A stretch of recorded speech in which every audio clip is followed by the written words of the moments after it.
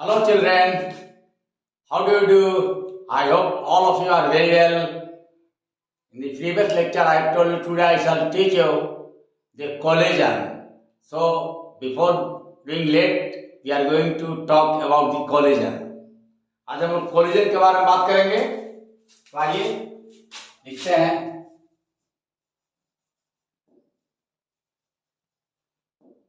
collision means दो चीजों का टकराना। टकराने के बाद क्या हो सकता है कि एक चीज रुक जाए, दूसरा चीज मूव करे, या फिर दोनों मूव करे, या ऐसा हो सकता है कि टकराने के बाद एक स्थिर रह जाए, दूसरा बैक हो जाए। जैसे हम एक बॉल लेते हैं, अब बॉल को दीवार पर हम मारते हैं, मारने से क्या होता है, टकराट होता है। तो यहाँ पर दो चीज हुआ, एक तो बॉल आपका है, एक दीवार है, आपने बॉल को दीवार पर मारा तो क्या होता है, क्या बॉल वहीं रुक जाते हैं? नहीं, करीब जिस स्पीड से आप दीवार पर उसे मारते हैं उसी स्पीड से लॉ ऑफ रिफ्लेक्शन को पालन करते हुए वह पीछे की ओर लौट जाता है।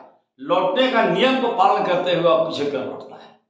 मतलब जिस एंगल पर आप फेंकते हैं, अगर नॉर्मल डाला हुआ कहीं है तो जिस एंगल पर आप फेंक रहे हैं उस एंगल के पर ही वह लौट रहा है, लेकिन उसका जो वेलोसिटी चेंज कर जाएगा, रिवर्स कर जाएगा, मतलब आपकी तरफ लौटेगा। तो ये हो सकता है।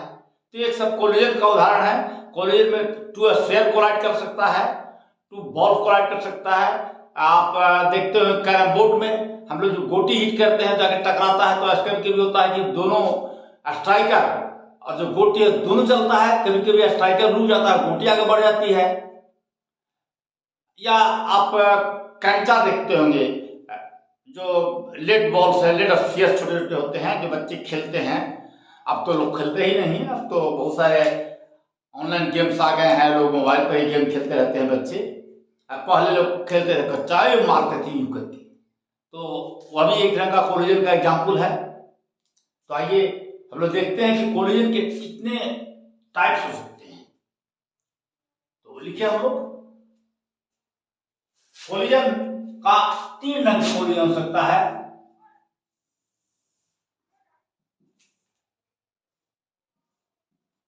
पहला हम लोग कहते हैं इलास्टिक कोलिजन,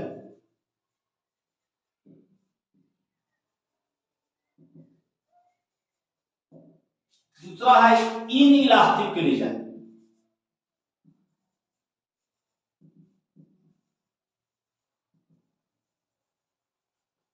इन इलास्टिक में यह कंप्लीटली इन इलास्टिक है,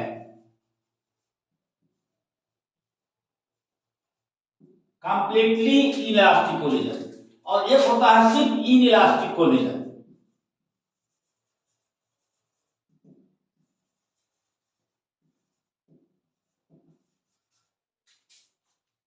इस इलास्टिक कोलिजन जो है, इसमें क्या होगा, दो बॉल है, अगर एक बॉल ए है और दूसरा बॉल बी है, और इसको जाके इस पर हिट करता है, तो ए जो होगा से स्टॉप कर जाएगा, ए हो जाएगा से स्टॉप कर जाएगा, और बी जो होगा से मूव करेगा।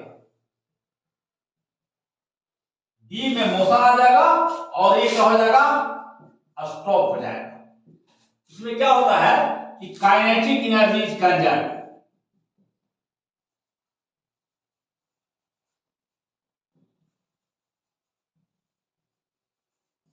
अच्छा, इलास्टिक का मतलब क्या होता है?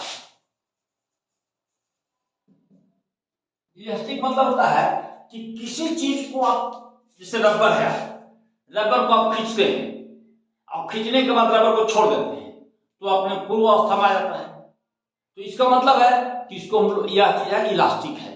अगर किसी चीज को हम डिफॉर्म करते हैं और जो डिफॉर्मेशन फोर्स लगाते हैं, डिफॉर्मेशन फोर्स को हटाने के बाद अगर वह ऑब्जेक्ट अपना शेप और साइज कंप्लीटली ले लेता है तो ऐसे चीज को हम लोग कहते हैं इलास्टिक। तो इलास्टिक कोलिजन भी यही होता है। Elastic means after removing the deformation deformation force मैंने जिस फोर्स के कारण डिफॉर्मेशन हो रहा है, ऑब्जेक्ट retains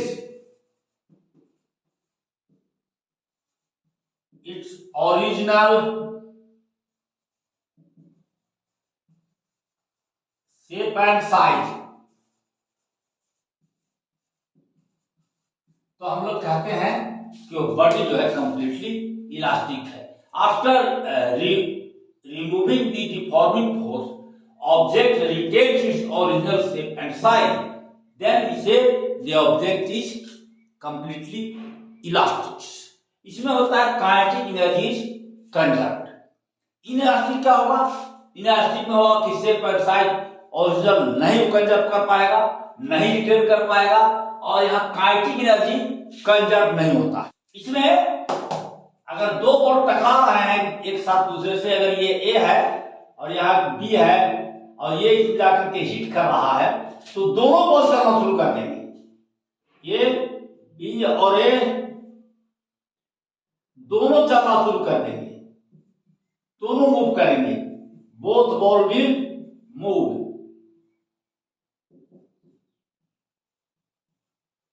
यहां पर काइनेटिक एनर्जी इज लॉस्ट।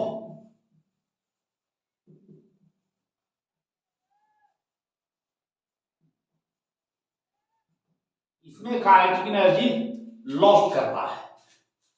और इनइलास्टिक कोलिजन खाली कंप्लीटली इनइलास्टिक है। इसमें जैसे टकराएगा दोनों जो बॉल से इलास्टिक को होगा ही नहीं, मतलब कोई बैक नहीं होगा, कुछ नहीं होगा, बल्कि दोनों बॉल आगे चलना शुरू कर देंगे। ये कंप्लीटली इलास्टिक कोलिजन जो लेग का होता है उसमें ऐसा हम लोग देखने को मिलता है लेड स्फीयर्स में। आइए अब तीसरा देखें। इसमें जो है काइनेटिक एनर्जी पार्टली लॉस्ट करता है। इसमें काइनेटिक एनर्जी पार्टली लॉस्ट करेगा। ये बॉल ए है और ये बॉल बी है। आफ्टर कोलिजन ये जो दोनों बॉल है से मूव करेंगे, लेकिन डिफरेंट डायरेक्शन में मूव करेंगे। Both ball will move but in different direction. और काइनेटिक एनर्जी क्या होगा? ये पार्टली लॉस्ट करेगा। Kinetic energy is partly lost. Actually कोई भी कोलिजन न तो कंप्लीट इलास्टिक होता है और न कंप्लीट इनइलास्टिक होता है, बल्कि दोनों का कॉम्बिनेशन होता है। कोई चीज फुल्ली कोई चीज होता ही नहीं है अपने आप में पूर्ण। लेकिन फिर भी हम लोग यह मानते हुए कि कोलिजन इलास्टिक हमारा है या इलास्टिक कोलिजन है, कुछ हम लोग कैलकुलेशंस करेंगे। पहले हम लोग इनइलास्टिक का ही कर देंगे और इसमें हम लोग देखेंगे कि इन लोग का वेलोसिटी में क्या चेंज होता है। आपने देखा कि इसमें इलास्टिक कोलिजन में काइनेटिक एनर्जी कंजर्व, इसमें काइनेटिक एनर्जी कंजर्व नहीं होता, लॉस्ट होता है, और इसमें पार्टली लॉस्ट होता है। तो क्या चीज कंजर्व होता है? Linear momentum is conserve. चाहे किसी ढंग का कोलिजन हो, either collision is elastic, completely inelastic और completely inelastic, the linear momentum is always conserve. in any linear momentum, in any collision, linear momentum is conserved।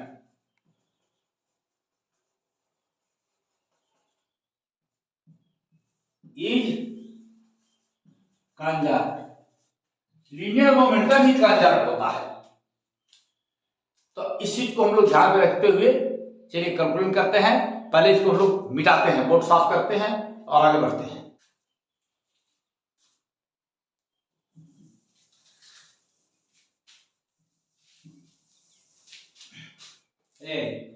Completely inelastic collision,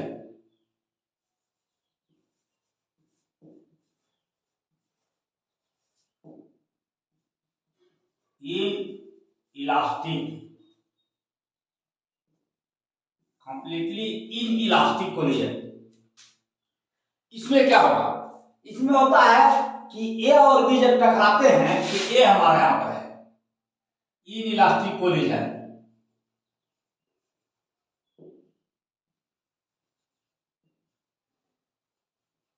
कैसा है ये? Completely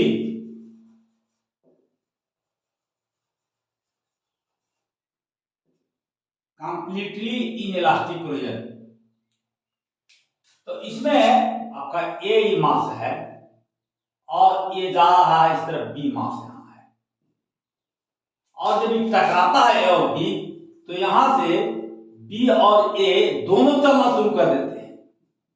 ऐसा नहीं रुकता है, इलास्टिक में एक रुक जाता है, कौन रुकता है? ए रुकता है, बी जाता है, लेकिन यहां बोथ चल रहे हैं। ठीक है, तो हम लोग निकालेंगे inelastic collision in one dimension. इसको वैल्यू मेंशन कर दें, inelastic collision in one dimension, in one dimension.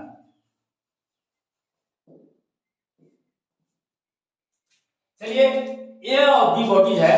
मान लीजिए कि ए का मास m1 है और इसका मास m2 है। इनिशियली वेलोसिटी इसका जो है m1 का जो है m1 का वेलोसिटी है u1 और m2 का जो वेलोसिटी इसका होगा b का, वह क्या होगा? वह 0 होगा। एक रेस्ट में है, m1 मूव कर रहा है। यहां पर टकराने के बाद दोनों का वेलोसिटी हो जाएगा, दोनों वेलोसिटी एक वेलोसिटी चलेंगे और दोनों का वेलोसिटी मान लीजिए कि m1 प्लस m2 का यहां पर टकरा जाएगा एक बार, मास हो गया और इनका वेलोसिटी हो जाएगा v। ये दोनों v वेलोसिटी से चलेंगे। आपसे टकराने के बाद ये दोनों का वेलोसिटी क्या हो जाएगा? v हो जाएगा, v ये v वेलोसिटी से मूव करेंगे।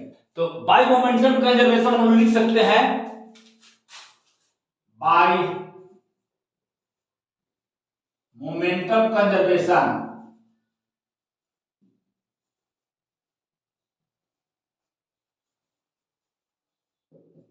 m1 into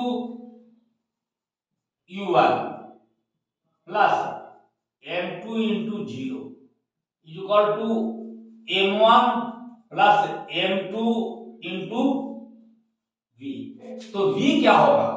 v is equal to m1 into u1 upon m1 plus m2।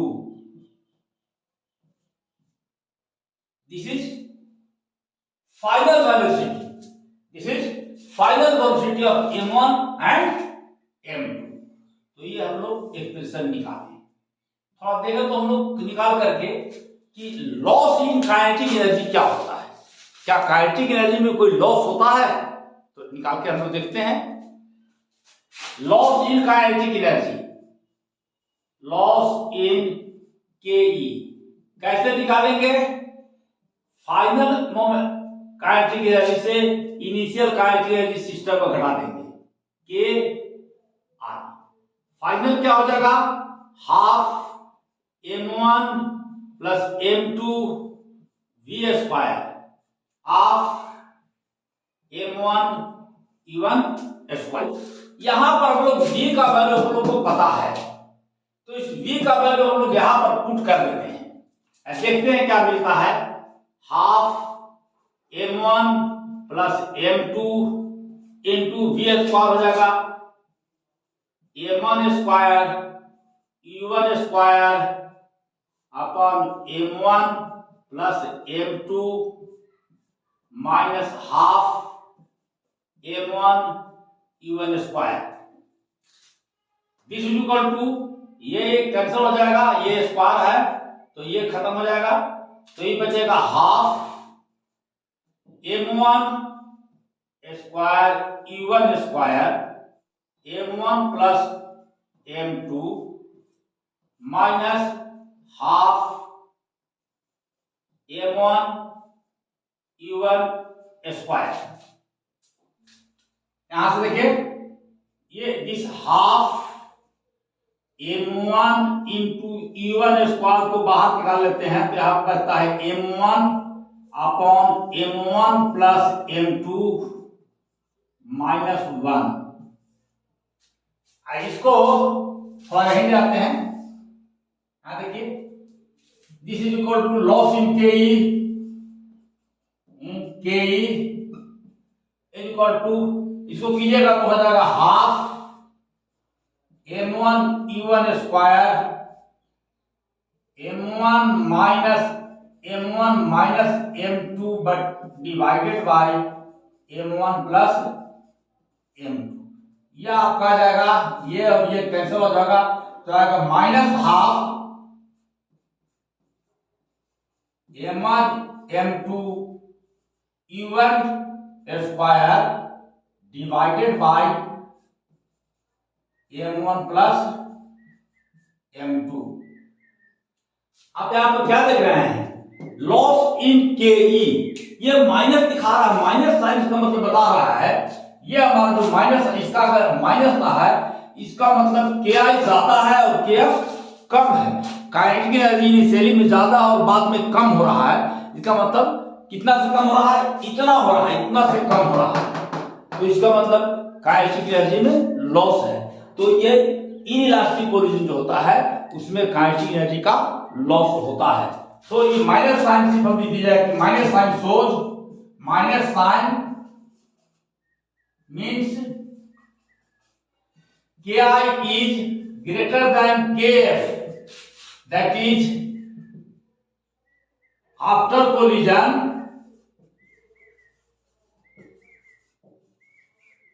ki is lost। कितना से लॉस्ट होता है, ki माइनस kf से लॉस्ट कर जाता है। ओके, अब हम लोग आते हैं नेक्स्ट में इलास्टिक कोलिजन के बारे में बात करते हैं, बट इन वन डायमेंशन। चलिए बोर्ड साफ करके आगे बढ़ते हैं। पूरा चलिए हम लोग देखते हैं इलास्टिक कोलिजन।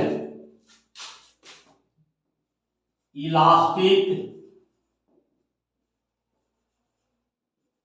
कोलिजन, इसमें क्या होता है, केई कंजर्व होता है, केई कंजर्व, और लीनियर मोमेंटम तो हमेशा कंजर्व होता ही है, किसी भी ढंग का कोलिजन हो, लीनियर मोमेंटम कंजर्व होता है। चलिए दो मास हम लोग ले लेते हैं।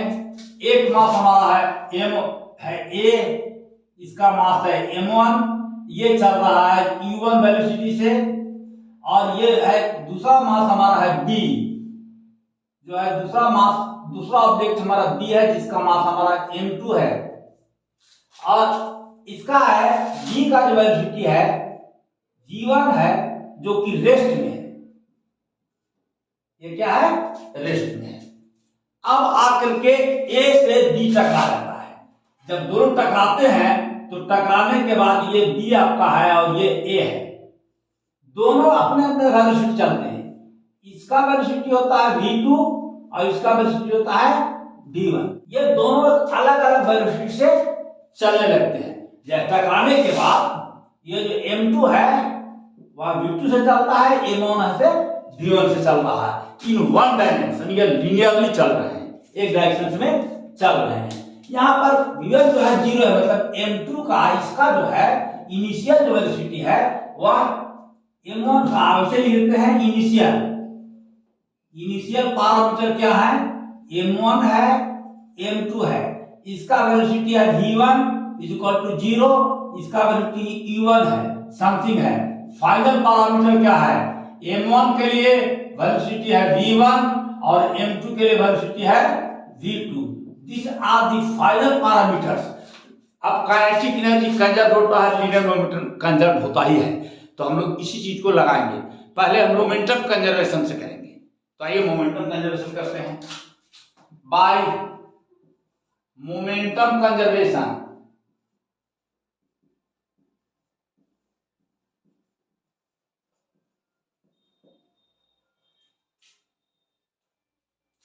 m1 into u1 is equal plus m2 into 0 is equal to m1 into v1 plus m2 into v2। इसको हम लोग इक्वेशन 1 कहेंगे। बाय कंजर्वेशन ऑफ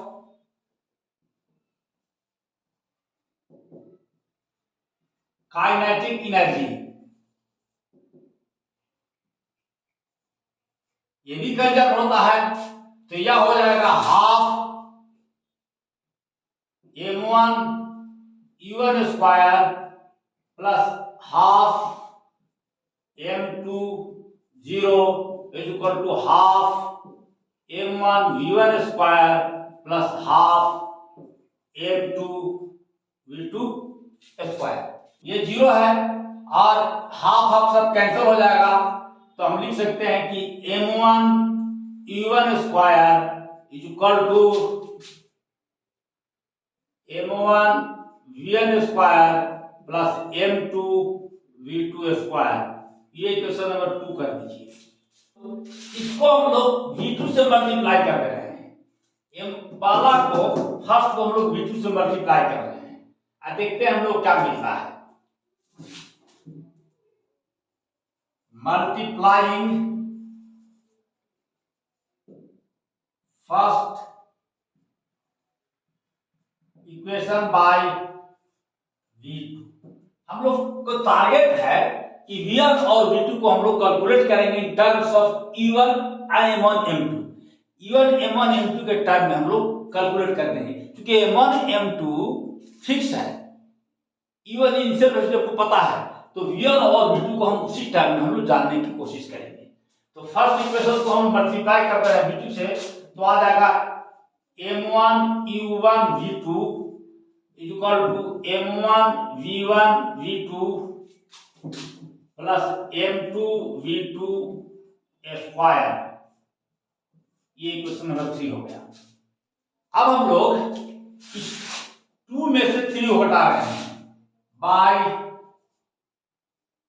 2 माइनस 3, इसमें से इसको हटा रहे हैं, तो हो जाएगा m1 u1 square minus m1 u1 v2 is equal to m1 v1 square minus m1 v1 v2 plus m2 v2 square minus m2 v2 square.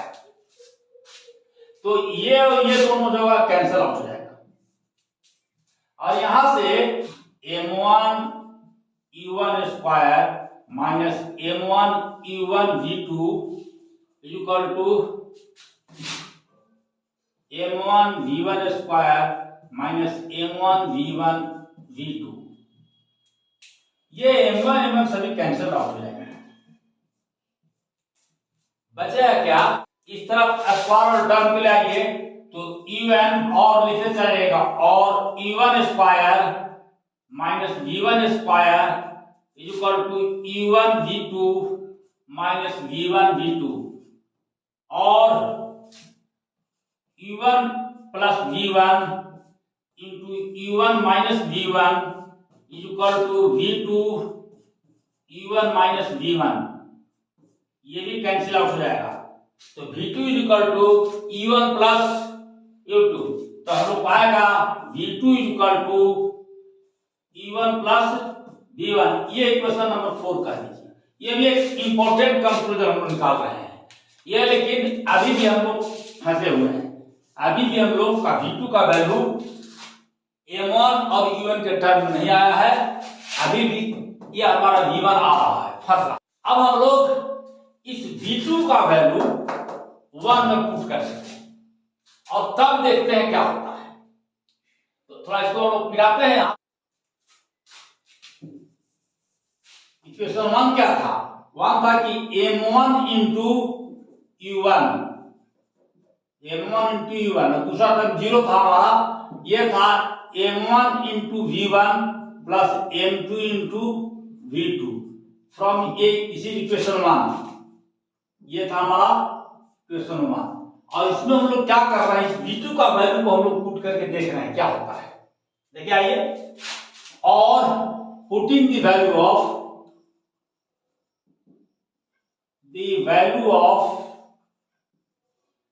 v2 from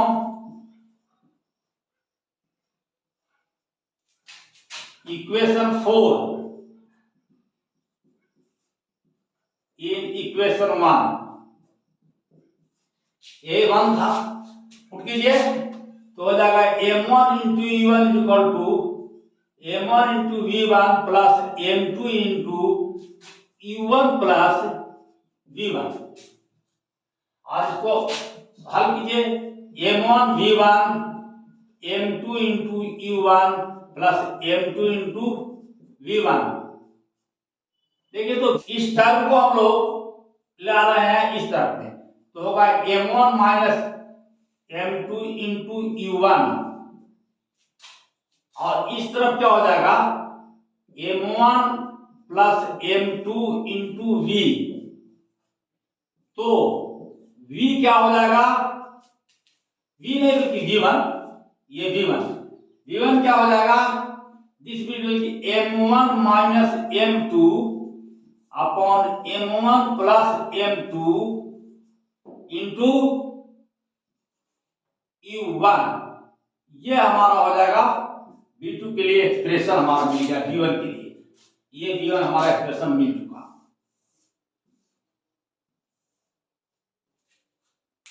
हम लोग इस v1 को अगर इस चार में हम लोग v1 का वैल्यू पुट कर देते हैं तो v2 का वैल्यू हमको मिल जाएगा। पुटिंग दिस वैल्यू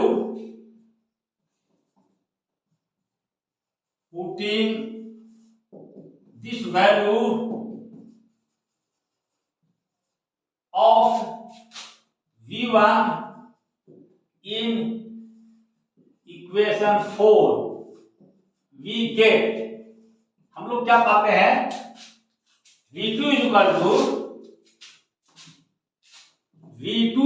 टू हम पाते हैं कि v2 का वैल्यू हो जाएगा u1 प्लस v1 की जगह पर ये m1 minus m2 upon m1 plus m2, और यहां पर है आपका u1। इसको आप सॉल्व अगर कीजिएगा तो u1 का बार अगर निकाल दें हम लोग तो अंदर क्या बच जाएगा, ये हो जाएगा m1 plus m2 minus plus m1 minus m2, और ये हो जाएगा u1 बाहर निकला रहेगा और नीचे हो जाएगा m1 प्लस m2, ये कैंसिल हो जाएगा। तो v2 आ जाएगा आपका, यहां पर लिखते हैं सीधे हम, v2 आ जाएगा 2m1 upon m1 plus m2 into u1। देखिए हम लोग v1 और v2 का हम लोग निकाले हैं, जो कि हमारा ए का वेलोसिटी फाइनल वेलोसिटी और ये बी का फाइनल वेलोसिटी है। ये ए का इनिशियल वेलोसिटी था, m1 m2 के टर्म हम लोगों ने इसको निकाला। अब हम लोग थोड़ा सा एक स्पेशल केस डिस्कस करें, इसको हम मिलाते हैं पूरा हो सकता है कि हम लोगों ने दो फॉर्मूला लाया, जो हम लोग का v1 है यह आया है m1 minus m2 upon m1 plus m2 into u1, और v2 का जो आया है यह आया है 2m1 m1 plus m2 into u1। ये दो फॉर्मूला हम लोग ले आया है। यह जो है हमारा वास्तव में a का है जिसका मास m1 था, और ये b हमारा था जिसका मास हमारा m2 था, और इनिशियली b का वेलोसिटी क्या था, 0 था, मतलब b was at the rest. तो आइए हम लोग स्पेशल केस डिस्कस करते हैं। ऐसा हो, केस 1 हम लोग करते हैं, ऐसा हो कि m1 और m2 दोनों बराबर हो जाए। When m1 and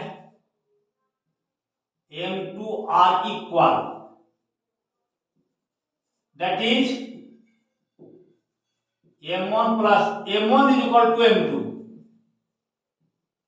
तो ये क्या हो जाएगा, ये तो ये हो जाएगा v1 हो जाएगा v1 इक्वल टू 0, और v2 क्या होगा, v1 इक्वल टू 0 मतलब क्या है, जो ये तो जाएगा टकरा करके ऐसे, ये यहां से जा रहा है और b यहां पर है, और इसे जैसे टकराएगा e1 वेलोसिटी से, e1 0 हो जाएगा, स्थिर हो जाएगा, ये a स्थिर हो जाएगा, मतलब अब a बढ़ेगा ही नहीं आगे, V1 स्थिर होगा मतलब ये नहीं बढ़ेगा, और V जो है से V2 का स्थिति क्या होगा, चलिए तो V2 क्या हो जाएगा, and V2 is equal to ये हो जाएगा 2m1 बटे 2m1 इंटू E1, तो V2 इज इक्वल टू हो जाएगा E1।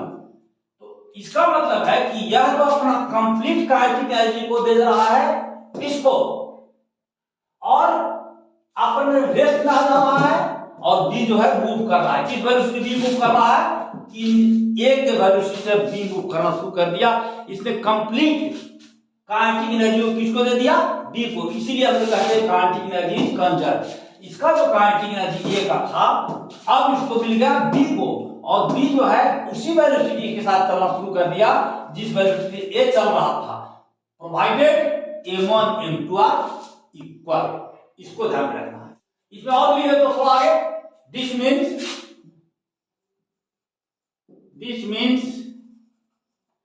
A will stop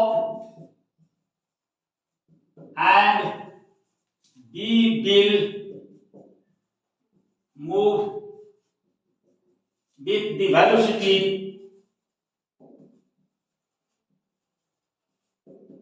of A के वेलोसिटी से B मूव करना शुरू कर देगा। आइए एक और केस हम लोग सेकेंड केस हम लोग ले लें। केस सेकेंड, M2 बहुत बड़ा हो और M1 बहुत छोटा हो। केस 2 हम लोग देखते हैं, M2 is much greater than M1। Case second, when M2 is much greater than M1, M1 से M2 बहुत ज्यादा है, M1 से M2 बहुत ज्यादा है, मतलब M1 का जो मास है वह निग्लिजिबल है। तब क्या होगा, तब इसका मतलब हुआ तो जो V1 होगा V1 इक्वल टू हो जाएगा, ये 0 हो जाएगा, ये M2 हो जाएगा, और ये हो जाएगा 0, और ये हो जाएगा प्लस M2, और यहां पर क्या रहेगा U1। इसका मतलब हो गया V1 is equal to minus U1।